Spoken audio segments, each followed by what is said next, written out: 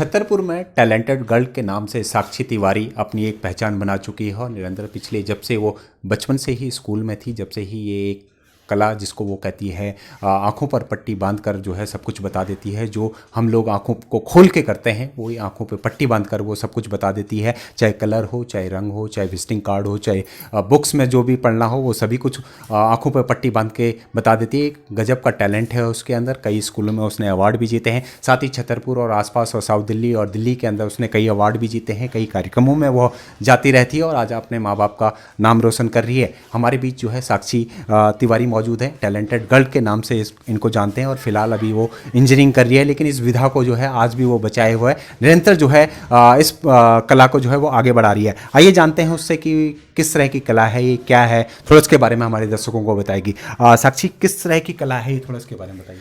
तो बेसिकली ये जो स्किल है ये हमें विशाल अंकल जो मेरे पापा के फ्रेंड है वो उन्होंने सिखाई है।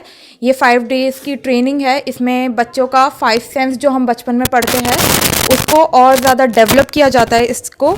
तो इसमें बेसिकली 5 दिन की ट्रेनिंग होती है और 5वें दिन पता नहीं कौन सा मैजिक होता है, बट हम लोग अपने जो भी स्किल्स है उसको यूज़ करके हम जो भी आप लोग खुले आंखों से करते हैं वो काम हम बंद आंखों से करेंगे। कैसा सोचा आपने कि इस विधा को सीखूं, क्योंकि ये अभी इतना पॉपुलर नहीं है इंडिया के अंदर, तो आपने कैसे सोचा कि इस विधा को सोचूं, इस हुनर को सीखूं मैं? जैसे कि हम लोग जानते हैं कोई भी नई चीज़ आती है तो लोग बहुत ही ज़्यादा जानने की इच्छा रखते हैं उसमें। तो जब मुझे इस बारे में पता चला कि मेरे जो सर है वो ऐसा कुछ लेके आया है तो मेरे को लगा पहले कि ये सब ऐसा थोड़ी कुछ होता है, मतलब बंद आंखों से कैसे कोई कुछ पढ़ सकता है। बट जब उन्होंने पहला सेशन कर लिया था उसमें से कुछ बच्चे जिनको मैं जानती थी उन्होंने मुझे बताया नहीं ऐसा सही में है, और जब उनसे मैंने ये सब सुना और उनका जब मैंने टेस्ट लिया तो सही में ये प्रूफ हुआ। और उसके बाद फिर मैंने अपने पापा को बोला कि मुझे भी ये चीज़ सीखनी है, बट उन्होंने मेरे को लगा ये कुछ 1 वीक या 1 मंथ की ट्रेनिंग होगी, बट मेरे को बाद में पता चला ये सिर्फ 5 डेज़ की है। तो जब मैं अपनी ट्रेनिंग के दौरान ही जब मेरी ट्रेनिंग चल रही थी 3rd या 4th डे मेरे सर ने मेरे को बोला कि हमें कहीं डेमो पे जाना है, और उस टाइम पे मैं बहुत ज़्यादा नर्वस थी कि मैंने बोला अभी तक मैंने अपना कोर्स कंप्लीट नहीं किया और अगर मैं कहीं गई और मैंने गलती कर दी तो वो लोग मजाक बनाएंगे कि कैसी ट्रेनिंग है, अभी आता नहीं है और आ गए हैं।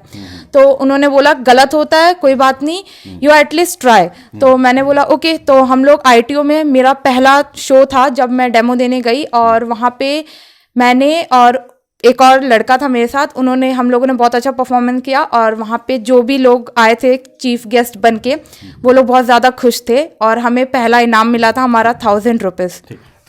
इस विधा को आप लोग क्या कहते हैं, किस नाम से ये जानी जाती है, और किस तरह से जब लोगों के बीच आप प्रेजेंट करते हो तो क्या कहते हैं लोगों को?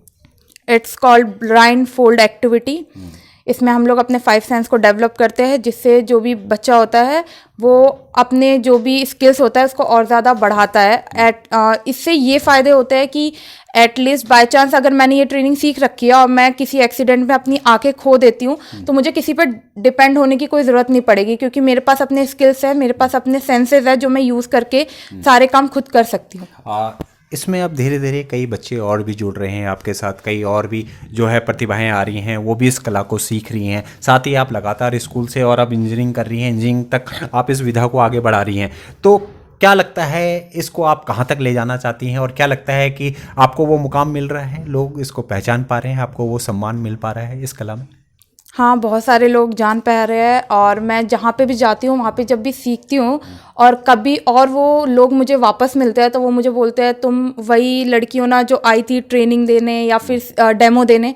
तो मैं बोलती हूँ हाँ। तो फिर वो लोग पूछते हैं कि तुमने कहाँ से सीखा, मुझे भी बताओ। तो इट्स लाइक कि हाँ, मैं चाह रही हूँ जो चीज़ मैं सोच रही हूँ कि लोगों तक फैले ये बात, वो फैल रही है और वो मुझे दिख रहा है। जिस तरह से अब लोग आपको पूरे साउथ दिल्ली हो, छतरपुर हो, दिल्ली के अंदर टैलेंटेड गर्ल के नाम से जानते हैं लोग, जब भी आपको देखते हैं तो टैलेंटेड गर्ल बोलते हैं, कैसा कितना गर्व महसूस होता है आपको और कितना लगता है कि जो मैंने सीखा है वो धीरे धीरे काम आ रहा है?